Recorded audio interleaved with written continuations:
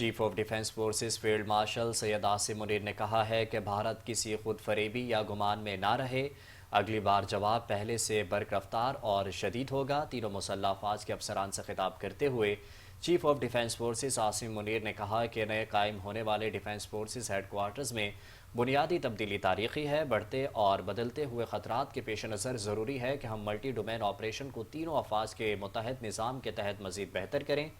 Field marshal نے کہا کہ ڈیفنس فورسز ہیڈ کوارٹرز کا قیام اس تبدیلی کی جانب ایک ضروری قدم ہے۔ ہر سروس اپنی آپریشنل تیاریوں کے لیے اپنی انفرادیت برقرار رکھے گی۔ ڈیفنس فورسز کا ہیڈ کوارٹرز سروسز کے آپریشن کو مربوط اور ہم آہنگ کرے گا۔ انہوں نے کہا کہ کمانڈ کی یکجہتی کے ساتھ ساتھ تینوں افواج اپنی اندرونی خود مختاری اور تنظیمی ڈھانچہ برقرار رکھیں گی۔ طالبان رجیم کو واضح پیغام دیا گیا ہے کہ ان کے پاس فتنہ الخوارج یا پاکستان میں سے کسی ایک کا انتخاب کرنے کے علاوہ کوئی آپشن نہیں۔